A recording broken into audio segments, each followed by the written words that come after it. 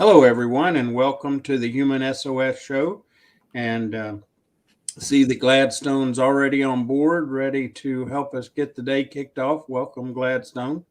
And appreciate those of you that joined. Just a reminder, if you would, to be sure and share where you're joining us from. And also, as we go along, be sure and share your thoughts, your questions with us because your engagement and involvement makes a huge difference in how things go. So, Anton, you want to kind of kick things off for us today? Yes, we've talked about visions in the past with companies and leadership and things like that, but today we want to focus on personal visions. Having a personal vision is really important. Um, Kevin likes to call it the North Star that helps us kind of guide us along. And when he said that, it always stuck in my head. But when it comes down to stress management, having a personal vision really helps us to find that inner resilience. I think it helps us to find that fire when we don't have motivation. Mm, It's kind of like what I like to call it. It helps us to find perseverance when things are tough. So before we even dive into any presentation, I would love to ask the audience, do you all have your personal vision? If you do, I would love for you to type it out in the comments and let mm. us know. Or if you don't want to share, just say I have one, and we'd like to just see what percentage of our listeners do. So me and Kevin's personal visions are very similar. We both, our personal visions are around other people. Mm. We're really some version of realizing people's potential, helping them reach their highest potential. Um, and I think that for me, that's why it's so powerful for me when things get tough, when I want to give up, when I don't want to do what I'm doing, when I'm waking up at 5 o'clock in the morning to get ready for the show and going, I don't want to do this. I remind myself of my personal vision, right? I remind myself of why I'm on this journey, and I get my butt up, I take a shower, and I get ready most days. Yeah.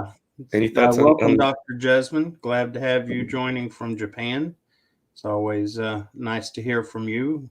Yeah, it's for me, Anton, I'm like you. My vision helps me get motivated and and just push through. Sometimes, just from a pure emotion standpoint, I just want to say, "Oh my, why am I even bothering?" And then I look back and say, "Okay." I do two things. One, I revisit my vision, and then I also remember the number of times that people have commented that my taking the time and effort helped them move towards their potential. So um, makes a big difference. And welcome, Sharon and Lee and Suzette. Glad to have all of you with us this morning.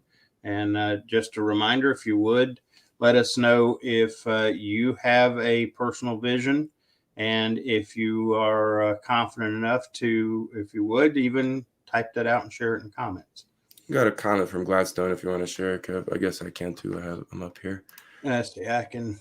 I I'm back in put the it. saddle, regular saddle this morning. I'm not in my car or something like that. So, Gladstone shares one of the common challenges I faced is whether purpose comes first, followed by passion, or it is the other way, otherwise around. I think it's important to be clear about about your vision, and I know I would agree with that. And I think that.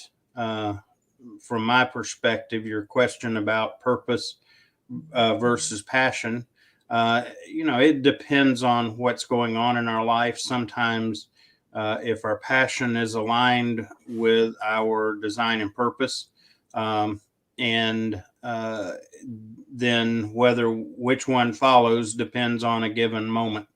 Um, if I'm in question about passion, I always go back to looking at purpose because passion is primarily based in our emotion, and it's great. It helps us push through at times when things are difficult. But at the end of the day, it is not our best indicator of things because it be can lead us astray, if you will. And so, but the key is be clear about our vision. like Anton shared, that becomes our North Star. That helps determine where we're headed. And it's always our place to check to see if we're on course. And then we've got Lee has a good question, because this is something I'm always concerned that we miss, is the terminology vision, dream, and goal. And Anton, do you have a perspective on those three different terms and concepts? Absolutely. You know, in my opinion, and this is, folks, this is not right or wrong. There's so many ways to explain this, but this is the way that I look at it. I think a dream is a good way of saying it, but with a caveat or caveat, I don't know, whatever the word is.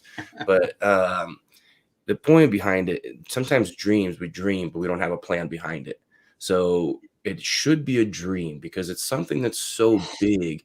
It may take you your entire lifetime to realize. It may be beyond your lifetime that something materializes and you finally create this change, this impact, this world that you dream of, right? Like for me, it has a lot to do with stress.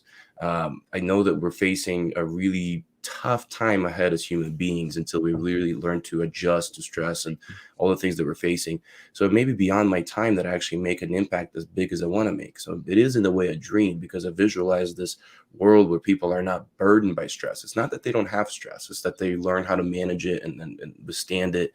But in order to make it less than just a dream, in order to make it a true vision, it has to have many missions beside it, right? And that's that military. Me and Kevin are from military, so the vision is maybe to have world peace, right? But it may take some wars and some things in between that are smaller missions in order to make that happen. And they may be multi-year missions that actually go on in order to make this happen. And then those missions have goals within them, right? They have small subsets, small little milestones that have to be achieved in order to stay on track, in order to make sure that we're doing the right things. So that'd be my way of answering it. Yeah, good perspective.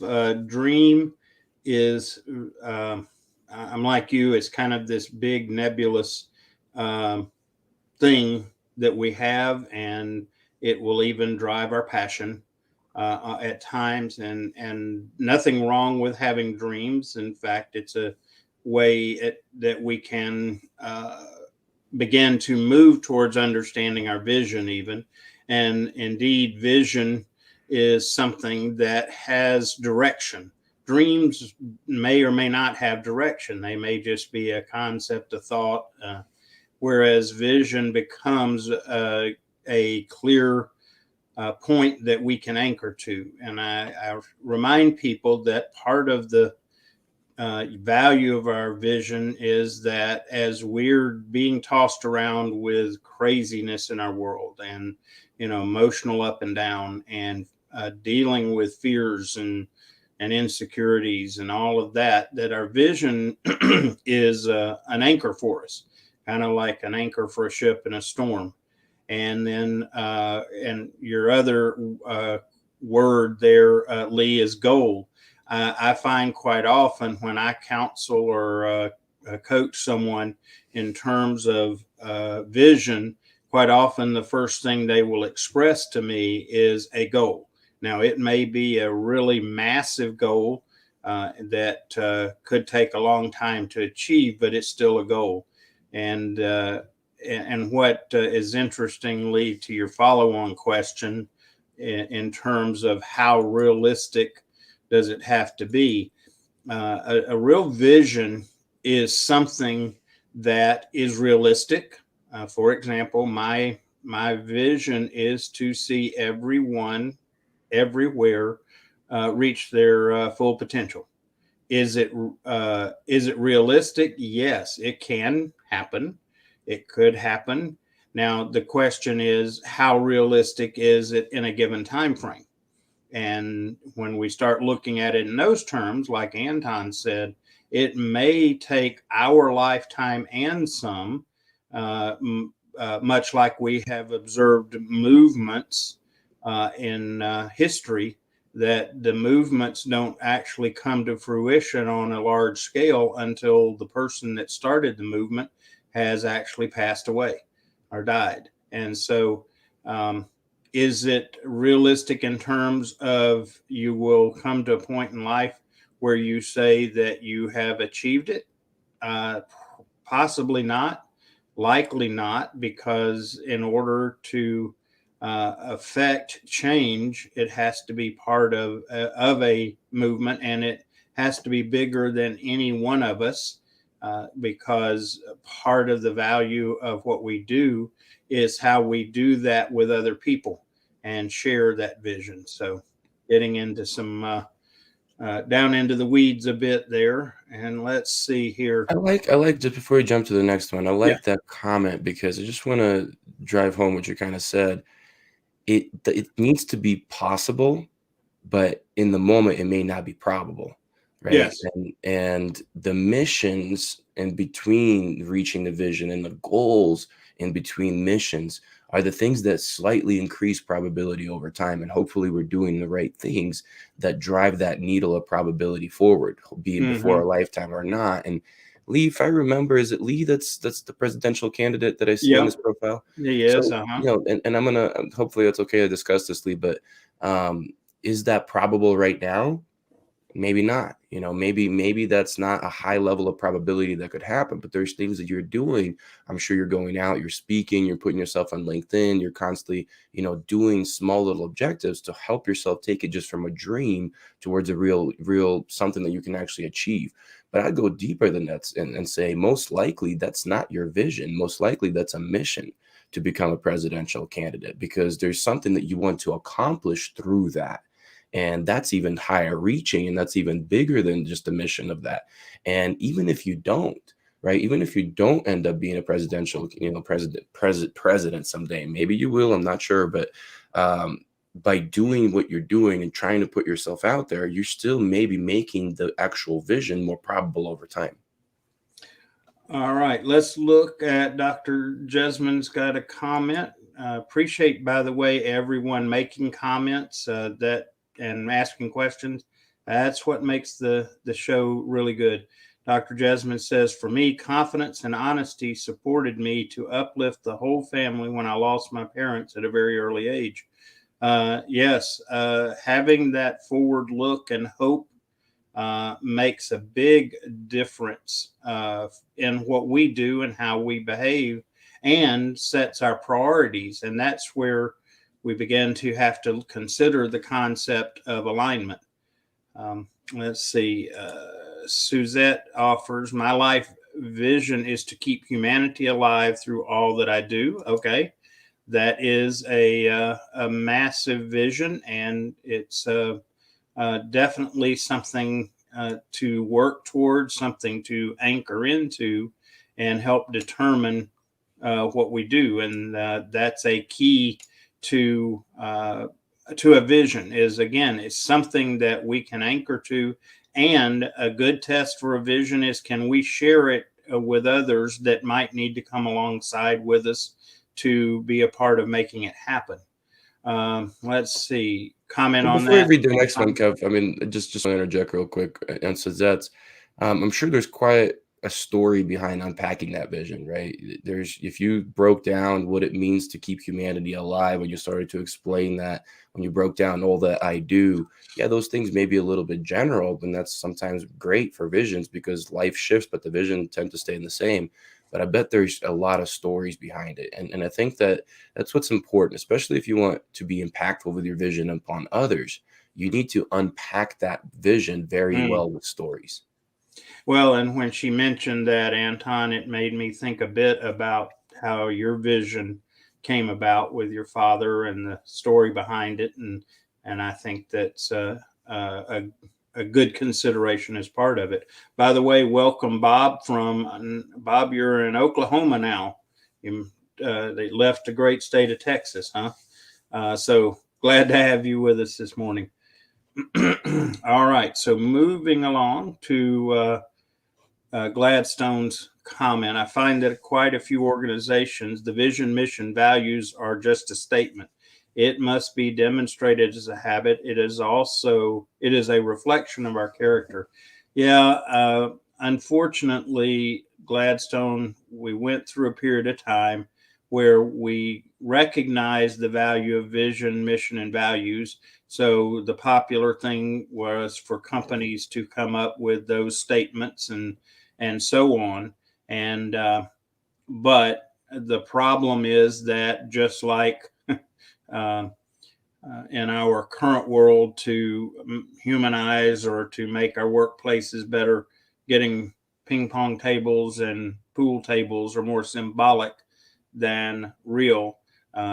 We see organizations that don't invest in really making and having their vision drive everything about the organization. Anton, your thoughts on that? Part of it, and here's the thing. I don't always blame the organizations. I appreciate the effort. I appreciate them thinking about it, even putting those words on the wall in the first place. And how you get to those words matters is first of all, right? A lot of times the organizations go about it the wrong way. They get an executive coach or they get a team of consultants or whatever, bring them in, and the executives sit there and they figure out this is what it's going to be. And I'm like, but how are your people on the front lines who are really living that mission and vision all the time going to feel about you just throwing something at them and them accepting it? Bring them in on the conversation, right? Build visions. For us, we believe that building a vision should be from ground up, Mm, not top down. That's something that comes from the words and actions of people that are constantly executing on a regular basis. And the higher ups, the top level, is just there to support it coming to life, right? Figuring out a way. How do we do that? How do we make it happen? But it really is not that easy. It takes multiple years usually to set something so in stone that it becomes part of their culture. Cultures are not shifted in months. Cultures are shifted in years. And if there is not that constant support from upper level to a vision that's been built from the bottom up, it just may not stick. And next year there's another one, or it just became words on the wall and it doesn't mean anything. So it's not that easy. And unfortunately, there's really easy way to fake it. I think when you can say, "Oh, I can help you build a vision and mission," and we get some marketers that got the good words there. It sounds fantastic. It sounds amazing, but implementing it or putting it in the hearts of people is just a completely different story than just sounding good. yeah. Welcome, Satish and Sharon. I can't remember if I welcomed you or not. If I did, great. I'll welcome you again. If not, I'll correct myself by welcoming you aboard. Thanks. And Yeah, and what's real interesting, and this is something that I think organizations miss, is if you haven't started your organization out with your vision in the beginning, it's very different than if you've got an existing organization and you're trying to understand vision and uh, put uh, put it in place and then build on it and develop around it. They're two different processes. That's why I've had so many startup organizations come to me and say, um, what do you think, and is it you know will it work? And I look at them and I see a group of people that are very passionate about doing something, and that's great.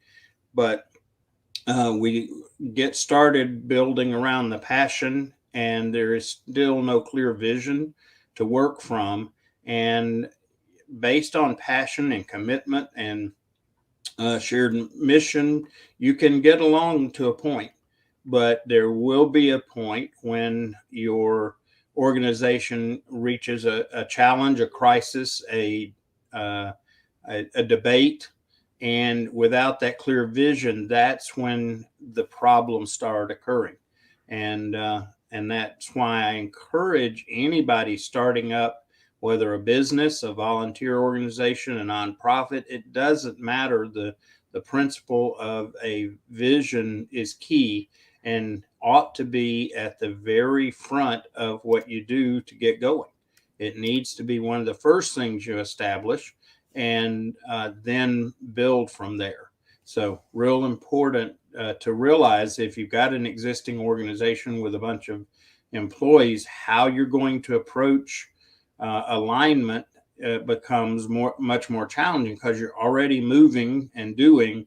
You got to figure out then what fits, what doesn't, and what you're going to do about those. So it's a little more of a challenge. and it from looked like. a Go business ahead. I'm sorry. standpoint from a business standpoint, a lot of businesses fail because they fail to solve a problem.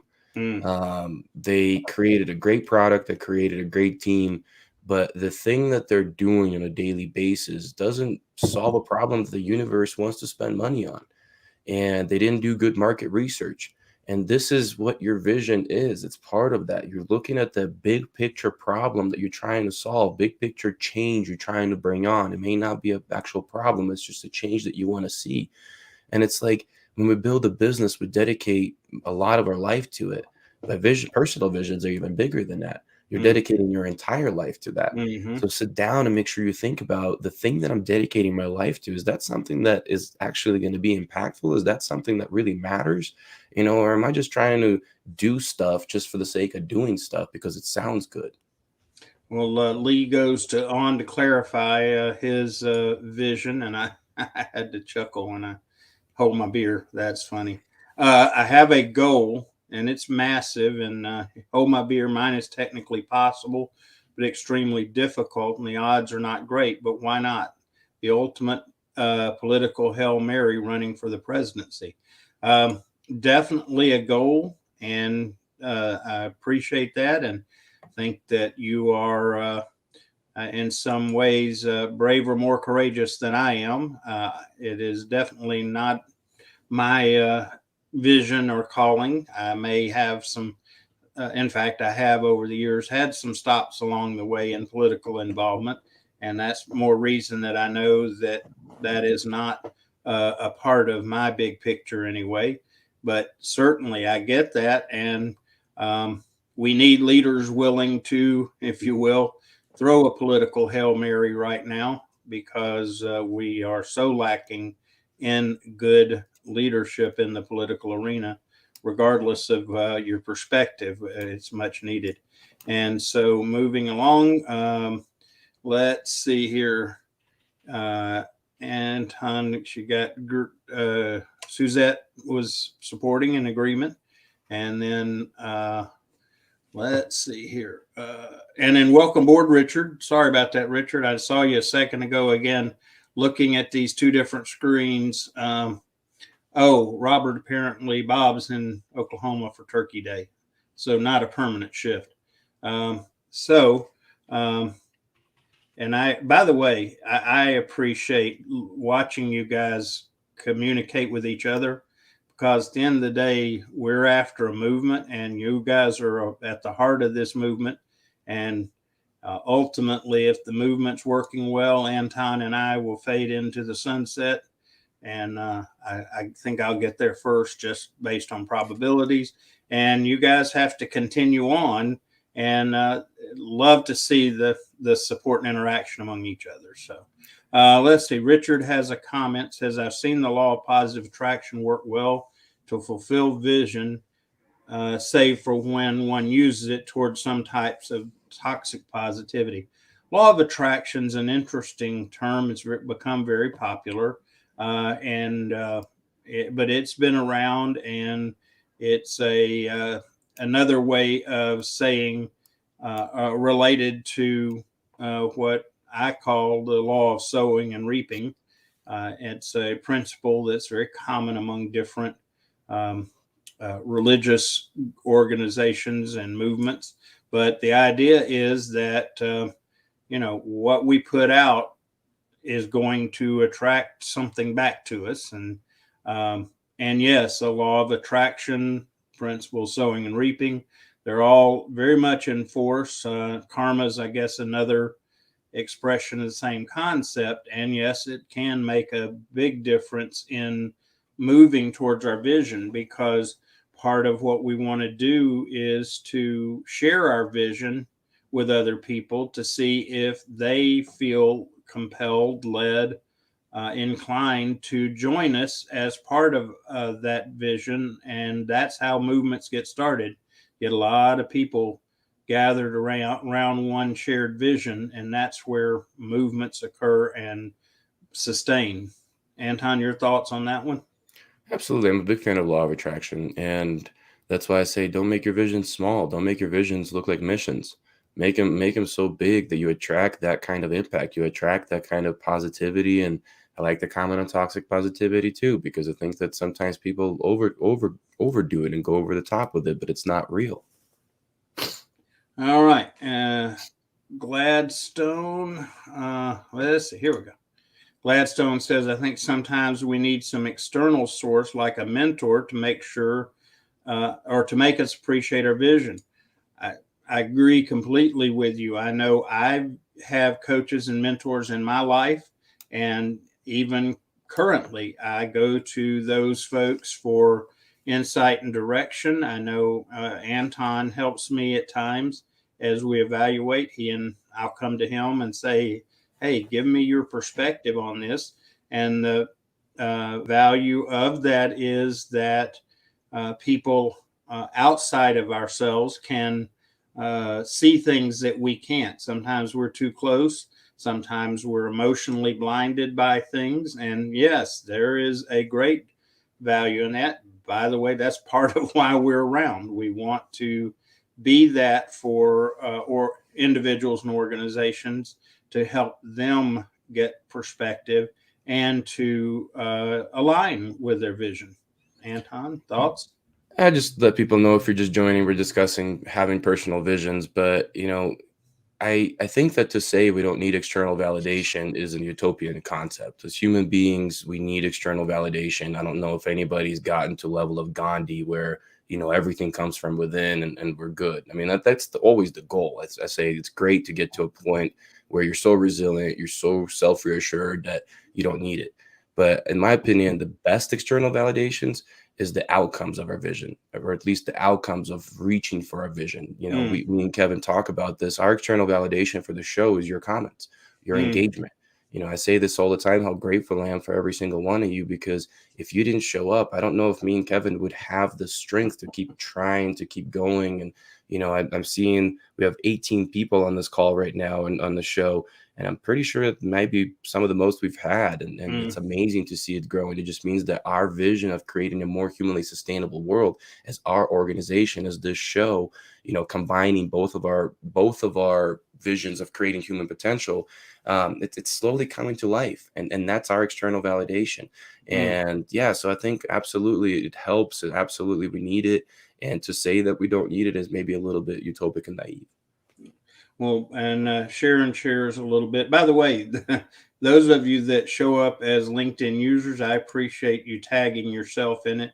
It helps me. I know y'all see me switching my eyes around. I'm looking at my phone screen to be sure I attribute accordingly. So thank you for that. It's real help. And Sharon is a humanitarian volunteer with uh, global global goodwill ambassadors, and I know Sharon's been very invested in that and worked very hard to support that effort, and has been a part of helping it grow. And the idea is that there are people doing things to help other people, and they come under the GGA umbrella, and so been pretty amazing to watch it grow, Sharon. And I know you've had a key part in that. And let's see. Zaid, good morning. Glad to have you with us this morning. Zaid's one of our regulars as well. Um, let's see. Again, I want to get everybody's comments in because that's as valuable as anything as part of this. Um, let's see. Okay. So we're getting back down to more comments. Again, I appreciate you all greeting each other. That's very heartwarming for us to see you there interchanging with each other. Um, So Kevin, so, how does one, go about trying to build their personal vision? If somebody doesn't have one set right now, if they're not sure about it, I know you do a lot of this as a leadership coach. What are some suggestions that you take? Because there's not the right formula for this. It's just a method that you may have, and other people, myself, may have a different method. What's your method? What's your approach? okay, and I'm gonna, those of you that have been around me know that my faith journey is a critical part of all that I do, and that is a starting point of understanding what my design. People have heard me over time use design, passion, and purpose. And design is the concept is finding out who God has created us to be. And the analogy in the Bible talks about a body, and it talks about the different parts of a body. And so at the end of the day, have always tried to figure out, am I a toe? Am I a fingernail? How do I fit in the body? So I just really search that out and understand. And there's some different parts of the Bible that help us with getting keys to that for those that might not be in seeking direction that way. Some other helpful things are some of the personality assessments and temperament typing, because again, they give us an indication of how we truly operate, and they help us to even come to that conclusion outside of our own bias, good or bad. And then in addition to looking in that, like we've already talked about, I have people around me, including family, and this can be be a little chancy or even painful at times. Go to your family and say, okay, what is your perspective of me and what I do, and what you think I would be good at? And this is where our parents hopefully can help us with, because our parents see us better than most anyone, and they also know our history, our genetic history. Yeah, you're a lot like crazy Uncle Joe, or those kinds of things that help us get insight. And then some of it is around the whole concept of passion. There is a reason that we have a passion as part of our design, because our Creator knows that when we hit the wall and we have those days and we just really don't want to move forward, it may be the very passion of thinking back about, like Anton shared, when we think of you guys and think of your comments and how it has shared or whatever that has impacted you, then we go, okay, that's our reason, because we are in one way or another being able to impact your life and help move you forward in your potential. That's why it drives us. When I was a teacher, there were days that I asked myself, now, why did I make this crazy choice to become a teacher? I hated high school when I was in school. And so why this? And then I remember impacting the life of a young person, getting a note from them, or seeing them experience that light bulb moment. And so all of those things, as I looked out and tried to understand what my vision was, all of those things became a part of that picture. So key piece of advice is start by acknowledging that we may not really have a clear vision. I know I was actually commenting back and forth with a friend on LinkedIn, and just the fact that I'm not sure that a lot of people understand that they really don't have a vision. They may have some great goals and a lot of other attributes, but they don't have a clear vision. And the first step is to say, I don't know that I have a vision. So it's a process, and some of us can arrive at that sooner than others. One of the people I model after is Jesus, and he had to come to terms with his life vision quickly, because his life was short, relatively speaking, and others of us take longer. So it's a process, a lot of pieces to it. The key, first of all, is to start being intentional to making it a priority. Thoughts on that, Anton? I've been rambling No, here. it's great. I mean, there's many, as I was saying, there's many processes. I just wanted you to share yours. I think there's going to be similarity across processes. My way of looking at it is your vision is that ultimate outcome, something that's greater than ourselves. As I was saying, you are the catalyst. You are the driving force behind making that happen. You have to understand that. And what drives us, right? That's what I come back to. And I say there's three words you'll hear me a lot when I read Dan Pink's book called Drive many years ago. They stuck to me. They stuck in my brain. And those three words are autonomy, mastery, and purpose. And Mm, I think that when we bring those three things together, they're the ultimate human drivers. And in order for us to be the catalyst that brings this vision to life, we have to focus on those three drivers. So first of all, it's going to be purpose, right? That we've hit on pretty well. mm. And why is this vision impactful? What kind of purpose does it have? How is it going to serve others? There's a comment about ethics and things like that I just saw pop up. That all ties into it. The other one is going to be mastery, right? That's going to be the skill sets that God or whoever you want to look at has given you. And how can you use those skills the best possible? Because we're all unique human beings. I Mm, forget what the number is, but the chances of us being born is over bigger than 1 in a trillion, or being here right now is greater than right. 1 in a trillion, right? So how can we look and really understand ourselves, whether it be through prayer, meditation, through health, through different assessments, you name it, and really figure out what are those skills that I'm really great at and how can I put them in combination to drive towards that vision that I have the most that I can.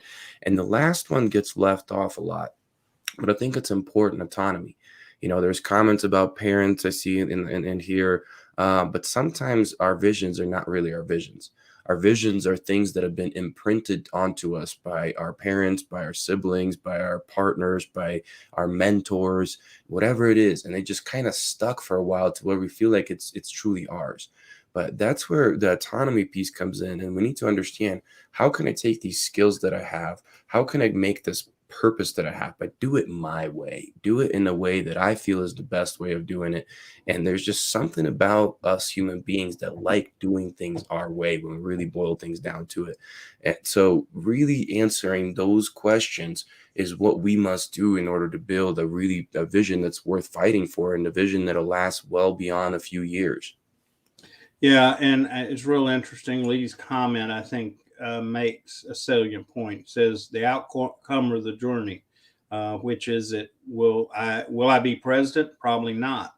Not up to me, but the journey is more than worthwhile. The people I've met have added value to my life, and one of the things that I have wrestled with, and I finally have been able to come to some terms with it, is around this whole concept. So many of us are outcome focused, and we think that we can control outcomes, and we end up in a bad place because of focusing on outcomes. And the reason that vision is important is it is an outcome of sorts, but it's not an outcome that we're going to always be saying, did we get there? We're going to always be saying, are we still headed that way? Two different approaches. And I know a lot of discussion in around what is success. And at the end of the day, what I have come to understand is that my measure of success, and I think this is a way to look at it for each of us, because it's not restrictive, but it's defining. And that is, am I remaining available and obedient to God's direction in my life? And part of God's direction is the design that He's given me. Am I following that design, learning more about it, unpacking it more each day, and living in it more regularly? If I'm doing that, regardless of the outcome, then I am being successful. And I have really come to have to think of it in those terms, because I can't control outcomes. And the older I get, the more I understand how little I do control outcomes. Now, I can influence them, and especially in my own life, but so measuring our success. But the key in your comment, Lee, is it's not necessarily the outcome. That is not our measure of success. The outcome is actually a reward for our successes and failures along the way. So let's see. Uh, Richard asked an interesting question, and I don't see that Lee has addressed it, and so we'll move on. And thanks for the support of the analogy uh, that we've shared. Uh, and let's see, Satish comments, says, it's the same for life. The journey itself is the reward.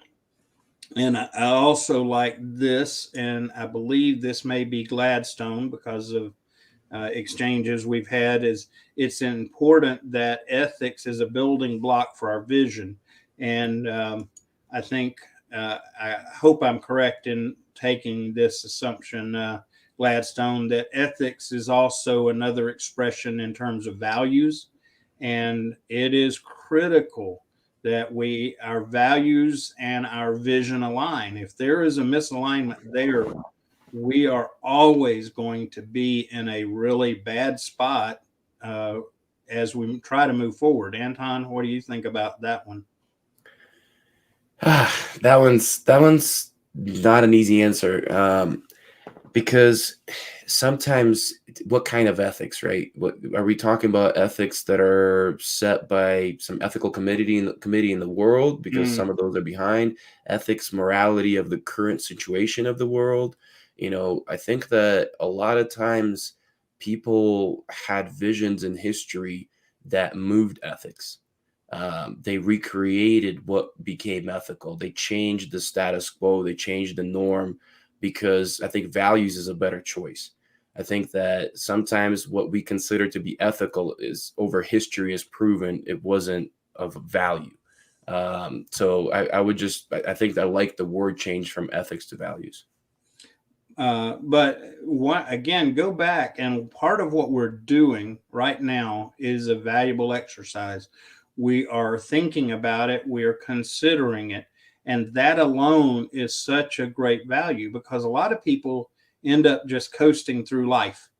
Yeah, my goal is to get a good job. They get a job, they start making money, and they're moving along.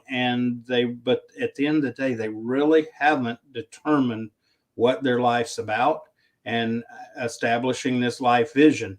And without it, we can get along to a point. But what happens is we get to a point in our life when we start going, oh wow, did I live really what I wanted to, needed to, should have, however you want to express it? And that's when regrets set in. What we're hoping to do is to help people get ahead of that. In fact, part of what we talk about in terms of stress is legacy. How we handle legacy, I would say at times, is a hidden stressor in our lives that we just don't see until it's way advanced. And I think that's one of the values of taking our assessment, is that it helps you consider one of those things that's kind of lurking in the background. So um, Lee makes a comment that sometimes parents are well intentioned but are our enemies. They want to protect us from pain and failure, and thereby might steer us away from our dreams. And Lee, you have said a very big mouthful. We have parents out there that, again, well intended, but are working against us. And that's why when I look at things, I go back to the Bible for insight into design and direction and how to do things, because uh, our parents, I love my parents. I'm fortunate enough to still have my mom with me, and they have worked very hard, but they make mistakes too, just like I have as a parent, and hopefully make less of them as a grandparent. So, yes, sometimes we have to undo some of the things that our well intended parents did to us, and take ownership and move forward from it. Okay, so I think Zaid was responding to um, how to understand vision. Yes, reading and learning from other people.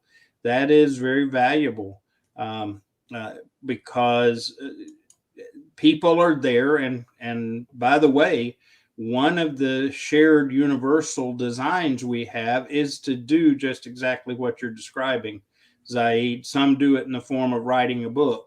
Some will do it in the form of coming alongside with someone and spend time and help them walk through a hard time or whatever, or coach them in starting a business, whatever. So yes, that is of value, is to find those people in our life or that are available to us to really begin to evaluate and move forward.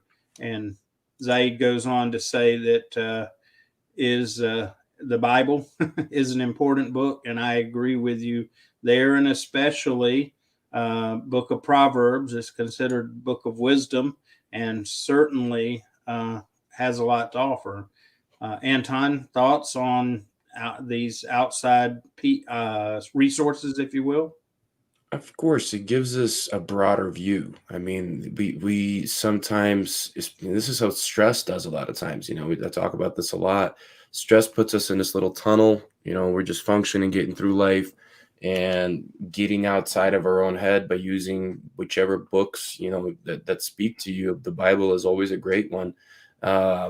That's going to help you see a broader perspective. It's going to be able to help you to answer some of the questions that we've talked about in a better way. So 100% behind that. I'm constantly also challenging myself. It's one thing that I always remind people. I'm like, how often have you challenged your vision? How often have you challenged your values? How often have you challenged these beliefs that drive you forward? Are they still the things that are the most important things to you, or are they just words now that we make fun of for companies? But people are the same way.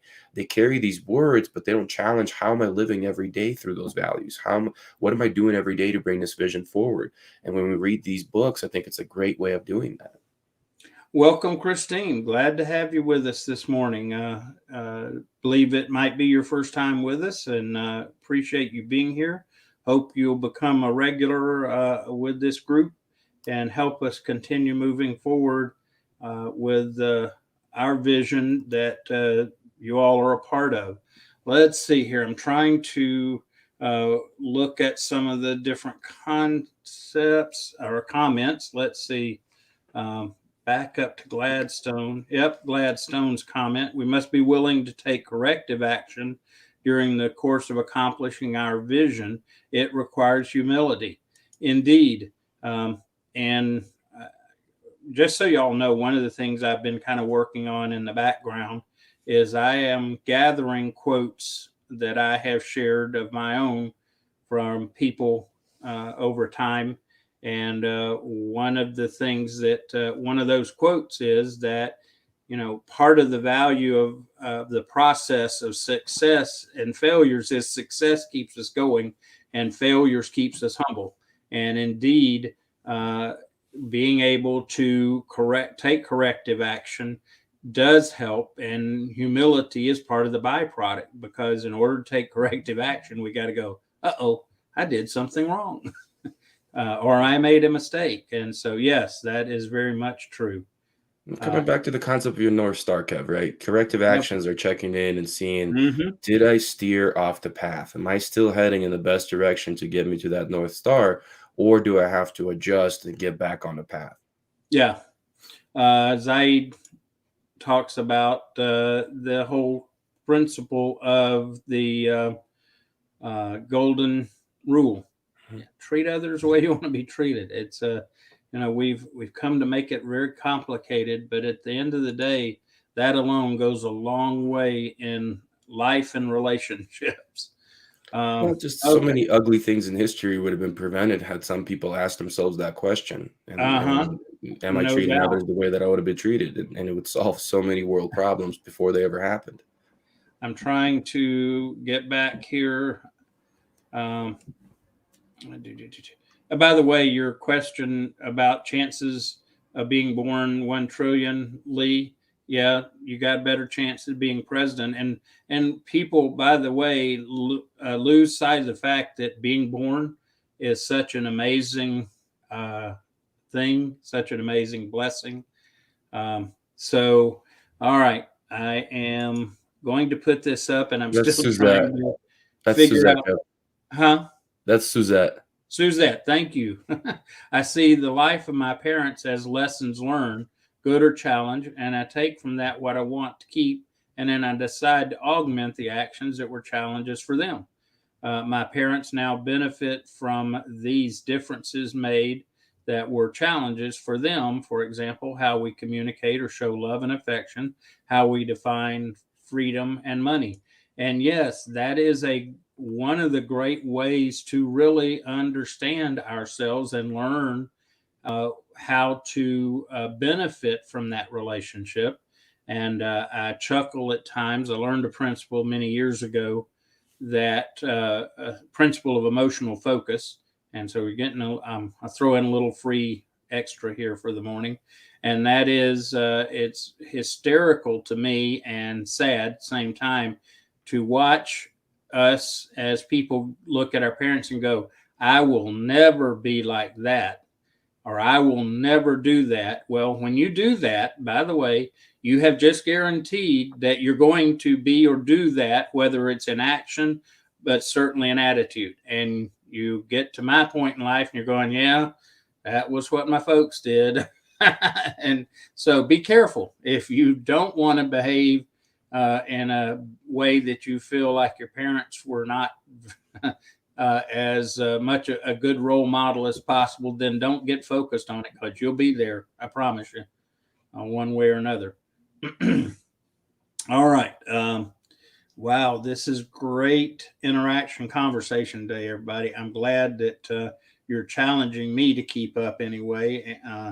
So, Anton, further thoughts as we've kind of gone a lot of different ways with a lot of different possibilities. It's just want to leave folks with the concept that it's not this process of determining your personal vision is not perfect. It's not this perfect formula that you're going to run through like some books tell you there is. It's an ongoing, constant, polishing process, right? It's like you think about it, what comes to mind to me is a sculpture, right? When you're creating a sculpture, which is equivalent to your vision, there's usually a big old block of marble, say, is there. You're going to first chip off some rough edges and create this general outline of what you're trying to build. Then you're going to get more detailed. Then you're going to get more detailed. Then finally, you're sandblasting, polishing it, however you're supposed to do that until it finally materializes into something. And then you're also probably taking care of it, even if after it got there. So think about that concept. Think about that analogy when you're creating your personal vision, or you're revamping your personal vision, or you're creating more detail within your personal vision. It is okay. It's going to happen because you grow, you change, you see the world differently, and there's nothing wrong with that. Yeah, and one of the things that I'm very particular that our vision should be a non-negotiable, unchangeable. But in saying that, the concept of the vision is the unchangeable. Sometimes we even have to clarify how we express it. I know that where I am at in verbalizing or expressing my vision has changed, and has changed as recently as the last few years.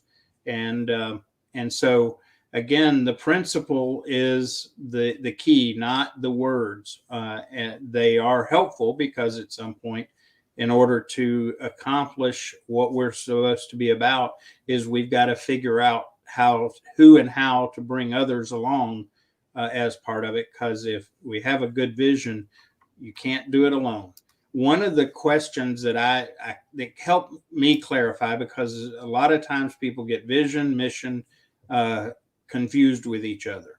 And I was actually in a military training on strategic planning, and the guy made an observation. He said, as we look at vision, consider what will our world, the world, look like if we are successful in accomplishing what we ultimately are trying to do. And when we start seeing that picture, looking out 10, 15, 20 years into the future, then we begin to get an understanding of our vision. And because ultimately the part of vision is for us to have direction and purpose. And so the question becomes, where is that direction and purpose taking us? And so I don't know if that helps, but it sure clarified for me to how to express and understand my visions. And so let's see. Zaid makes a comment. Says, Anton, thank you. One of the issues in the world, in world history, or in our companies is pride. People function out of pride. Proverbs teaches us that before destruction comes pride. Those people can't function from the golden rule principle. Humility is a key. Oh yeah. Uh, if you want to be a real leader, okay, and I get real blunt about this. If you claim the title of leader and you haven't chosen humility, you're not a real leader. Don't mean to burst anyone's bubble, but you cannot be a true leader and be arrogant and prideful and self-serving. That's why I keep saying the only real leaders that are out there are servant leaders uh, at the end of the day. So, and humility is such a key in that process. Final thoughts, Anton? Honestly, for me, it's always just a humble request to help me and Kevin bring our vision to life of creating a more humanly sustainable world through this organization that we're creating and the show that we're, constantly showing up for. Invite people in, share, find ways to make hashtag human SOS become the movement that we want, right? We want this to be everywhere. We want leaders thinking about this when they're making decisions, whether it be coming from human-centered design, change management, humanity in general, life coaching, health coaching, you name it. Just help spread the word. That's what I ask. Yeah, join with us, help us drive it forward. And one way or two ways. One, go to our website. And we Anton and I get so involved in working and sharing and everything, we forget to remind people our website. We've developed an assessment that is designed around stress, but if you take the assessment, your answers to it are also going to help give you some insight into possibly your vision, because it's about a lot of different life components and how you are reacting and moving with them. So go take the assessment, share it with others, get as many as possible to do that. And then, of course, another ask is that if you know of an organization, big, small, whatever, that could use coaching in regards to their organization and how to build a humanly sustainable organization, then please point them towards us. You can either have them go to our website, you can have them go to DM Anton or I, either one, and we will be glad to follow up. And and I appreciate that Sharon reminded us, folks, we're coming up, for those of us in the U.S., we're coming up on special day of just focusing on Thanksgiving, and thankful for all of you. And I pray that you all will have a great Thanksgiving holiday, a time of building some new memories and not gaining too much weight, and just enjoying the time and being thankful. So appreciate you so much, and we look forward to next week. We'll be back, same time, same channel, and hope you'll come back with us and bring others with you. That would be great. Love to see more, and appreciate Christine being here and getting in the fray with us, and hope that it didn't get too crazy, and hope that you'll stay with us and be part of the group, and help spread some of the loving crazy with us. How about that? So everyone, take care. Thanks for your time. God bless. And we look forward to seeing you next week for the Human SOS show. Bye now.